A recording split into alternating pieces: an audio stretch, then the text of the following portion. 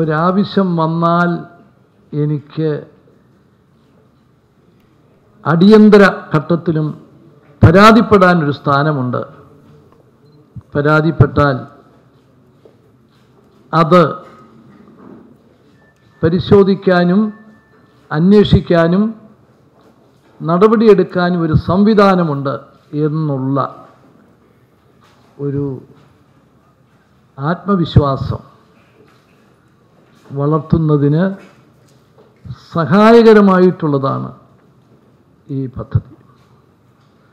ഇത് ആവശ്യമുള്ളവർക്ക് എല്ലാം അവരുപയോഗിക്കും. അതിൻ്റെ പല മടങ്ങാണ് എല്ലാ സ്ത്രീ സമൂഹത്തിനാകെ ഒരു ആത്മവിശ്വാസം വളർത്താൻ ഇത് സാധിക്കുമെന്നുള്ളതിൽ എനിക്ക് യാതൊരു സംശയവുമില്ല. ഇത് നല്ല സംരംഭം. പക്ഷെ ഇതിൻ്റെ വിജയം ഇതിൻ്റെ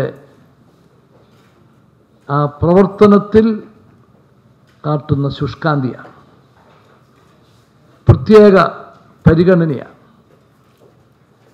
കിട്ടുന്ന പരാതികളോടുള്ള പ്രതികരണമാണ്. അത് ഏറ്റവും നല്ല നിലയിൽ മുമ്പോട്ട് കൊണ്ടുപോകാൻ വനിതാ കമ്മീഷന് സാധിക്കും എന്ന് ഞാൻ വിശ്വസിക്കുന്നു. സാധിക്കട്ടെ എന്ന് ഞാൻ ആശംസിക്കുകയാണ്. വനിതാ കമ്മീഷന് പല വിധത്തിലുള്ള പരിമിതികളുണ്ട്.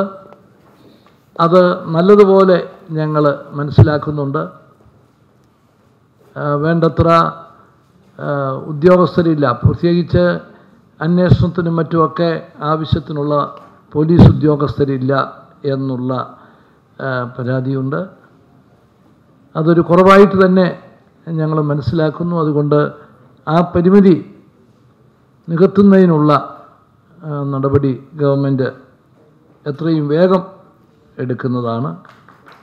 അതുപോലെ തന്നെ അടിസ്ഥാന സൗകര്യങ്ങൾ, മറ്റ് എല്ലാ കാര്യങ്ങളിലും ഉള്ള അസൗകര്യങ്ങൾ കമ്മീഷൻ്റെ പ്രവർത്തനത്തെ കുറേ ബാധിച്ചിട്ടുണ്ട്. അതിനും ഗവൺമെൻറ്റിൻ്റെ പരിമിതികൾക്കുള്ളിൽ നിന്നുകൊണ്ടുള്ള നടപടികൾ ഉടനെ ഉണ്ടാകും എന്ന് പറയാൻ കൂടി ഞാൻ ഈ അവസരം വിനിയോഗിക്കുക.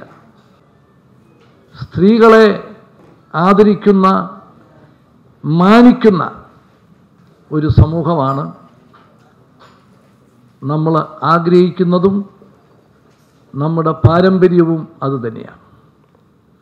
അതിന് കളങ്കം ചാർത്തുന്ന, അതിന് വ്യത്യസ്തമായ സംഭവങ്ങൾ ഒറ്റപ്പെട്ടതാണെങ്കിൽ പോലും നമ്മൾ ഗൗരവമായിട്ട് എടുക്കേണ്ടിയിരിക്കുന്നു. സ്ത്രീകൾ സ്വന്തം വീടുകളിൽ പോലും സുരക്ഷിതരല്ലാത്ത ചില അനുഭവങ്ങൾ, കൈവിരലിലെണ്ണാനുള്ള സംഭവങ്ങളെ ഉള്ളൂ എങ്കിൽ പോലും അതൊക്കെ ഒരു സൂചനയായി കണ്ടുകൊണ്ട് നമ്മൾ കരുതലോടെ പ്രവർത്തിക്കേണ്ടതാണ്. സ്ത്രീകൾ തന്നെ സ്ത്രീകളെ അപകടത്തിലാക്കുന്ന സംഭവങ്ങൾ, അതും ഒറ്റപ്പെട്ട സംഭവങ്ങളാണെങ്കിൽ പോലും അതും നമുക്ക് കണ്ടില്ല എന്ന് നടിക്കാൻ സാധ്യമല്ല. പരാതി പറയാൻ പോലും മടിക്കുന്ന ഒരു സാഹചര്യം പല രംഗത്തും ഗവൺമെൻറ്റിൻ്റെ ശ്രദ്ധയിൽ വന്നു. ഒരനുഭവം, വയനാട് ജില്ലയിലെ അൺബഡ് മദേഴ്സ്, അവിവാഹിതരായ അമ്മമാർ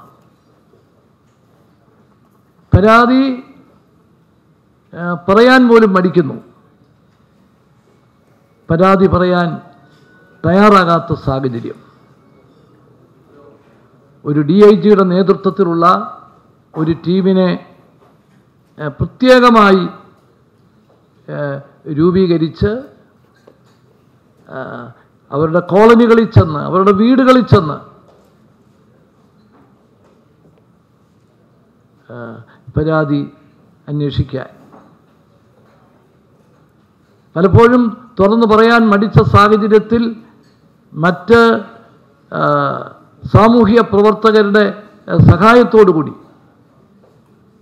അവരിൽ നിന്ന് കിട്ടിയ വിവരങ്ങളുടെ അടിസ്ഥാനത്തിലാണ് ഗവൺമെൻറ് ഒരു പ്രത്യേക സമിതിയെ രൂപം കൊടുക്കാൻ തീരുമാനിച്ചത്. അപ്പം പരാതി പറയാൻ പോലും മടിക്കുന്നു. പരാതി പറഞ്ഞാൽ സമൂഹത്തിൽ നിന്ന് ഒറ്റപ്പെടും, അവർ ഭീഷണിക്ക് വിധേയരാകും, അവർ എല്ലാവിധത്തിലും ബുദ്ധിമുട്ടേറിയ സാഹചര്യത്തിലേക്ക് വരും എന്ന ഭയം ഉൾക്കൊള്ളുന്നു. അപ്പോൾ വയനാട്ടിലെ അങ്ങനെയുള്ള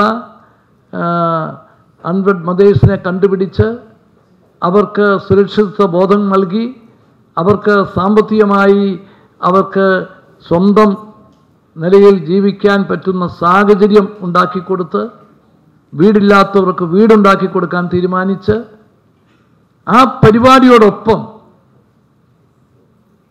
മൊത്തത്തിൽ അതിൻ്റെ അടിസ്ഥാനത്തിൽ ഈ രംഗത്ത് സ്ത്രീകളുടെയും കുട്ടികളുടെയും സുരക്ഷിതത്വ ബോധം ഉറപ്പുവരുത്തുന്നതിനുള്ള ഒരു നയത്തിന് രൂപം നൽകുന്നതിന് വേണ്ടിയാണ് ഈ സമിതിയെ നിയോഗിച്ചത്. നമ്മുടെ സമൂഹത്തിൻ്റെ കടമയാണ് സ്ത്രീകൾക്കും കുട്ടികൾക്കും സംരക്ഷണം നൽകുക എന്നുള്ളത്.